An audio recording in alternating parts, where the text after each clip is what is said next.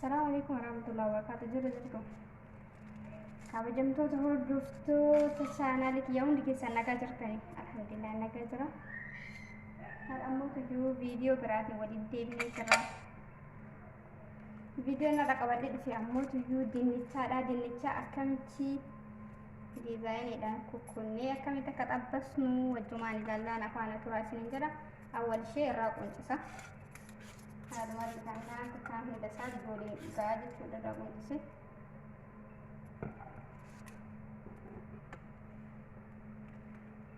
Masarratti quncise hunda isaatiiyyuu waliin gaha. Amma haala kana hunda isaatiiyyuu waliin gaheetiin jira. Egaa akkanatti waliin gaheen booda irraa dhiqaa jechuudha.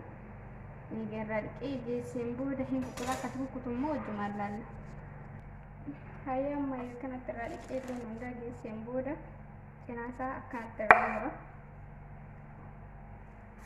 Haala kanaan jechuudha. Isinitti mul'atu naaf fakkaate. Haala kanaan goonni isaa arfan iyyuu xiqqoo isirraa muraa jechuudha. Akkana goonni isaa arfan irraa muruu qaba. Asillee osoo isaa irraa muruu qaba. Haala kana goonni isaa arfan tolchaa jechuudha.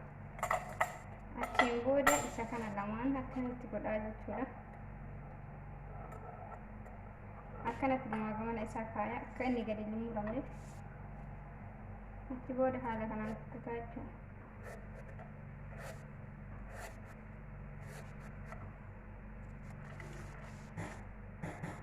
Akkasii haala kanaan kukkuta.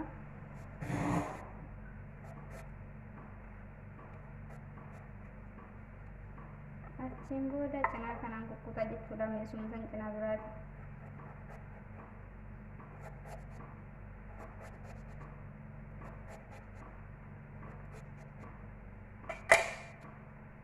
Achiin booda inni haala kanaan taa'aa jechuudha. Haala argaa jirtan kana haaluma argitan kanaan akkanatti tola jechuudha. Haala kana akkana addaan yaa'ataa akkam hunda isaa waliin gahaa jechuudha. Haaluma argaa jirtan kanatti hundi isaatiiyyuu dhumatee jira maashaallah. Kinoo akkanatti ta'ee jira. Isinitti mul'atamu mul'achuu garuu hin beeku. Waan baay'ee isin mul'atu natti fakkaatu. Haala kanaan bishaan keessa kennaa jechuudha. Akkanatti kinoo akkuma argaa jirtan kanatti haala kanaan ta'ee jira. Baay'ee qallaaliidha. Wayita qabbifamillee mi'aa jechuudha. Kinoo akkuma argaa jirtan kanatti diizaayinii kana bishaan keessa kennaa jechuudha. Achiin booda eega akkanatti wanna gooneen booda bismillah. Kanneen hunda isaatiiyyuu haala kanaa haaluma wal fakkaataadhaan hundi isaatiiyyuu baay'ee tokko namatti tola. Bishaan keessa kaa'ee achiin booda hin xabbasaa jechuudha. Kinoo akkuma argaa jirtan kanatti baay'ee bareedaadha diizaayiniin isaa. Haalli ittiin kukkutamu jechuudha.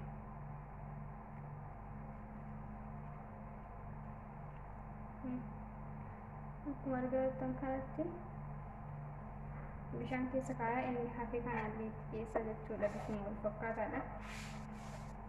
Haala kana maankiyyaa asiif as kaa'uu qabdanii maaliifiyyuu yoo lafa gadee tuqee jedha addaan caba.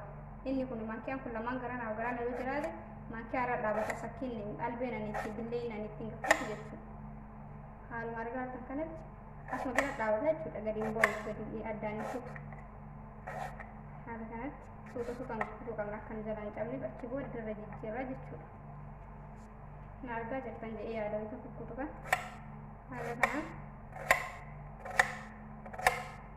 sakkiin bira makkee bira dhaabata jechuudha. Wanta nu gadi kunu achiin booda kinu haaluma argaa jirtan kana kinu ija keessaa fokkuu kukkutee kanatti jechuudha. Haaluma kanaan kukkuna jechuudha hunda isaatii.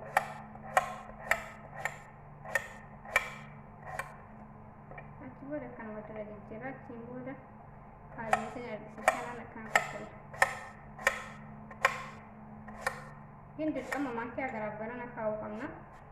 Yoo maankiyaan gamaa gamana hin jirre addaan nu jalaa cafa.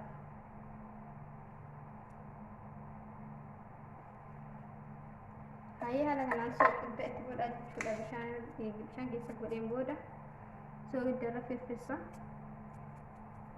Achiin booda xabbasaa jechuudha zayitii keessatti bakka. Zayitii keessa xabbasuu bichaadha. Akka hafu.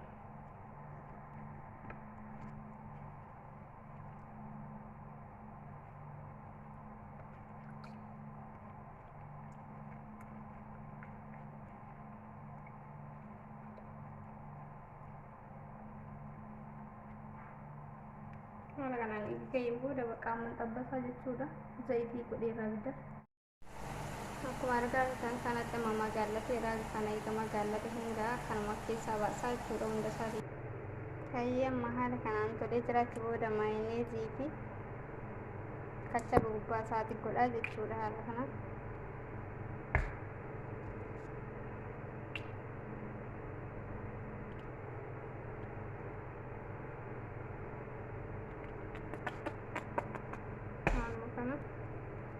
Achi booda gubbaa isaatti ammoo waan babbareedu haala kanaanii goggoona.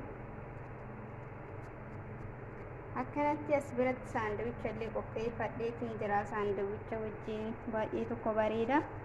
Akkanatti isinillee mana keessanii dalagadhaatii nyaadhaa. Baay'ee salphaadha isiniin jedha, baay'ee mi'aaya. Viidiyoo biraatiin hanga walitti deebinutti turtii gaarii isiniin jedha. Assalaamu alaikum warahmatullahi wabarakatuh.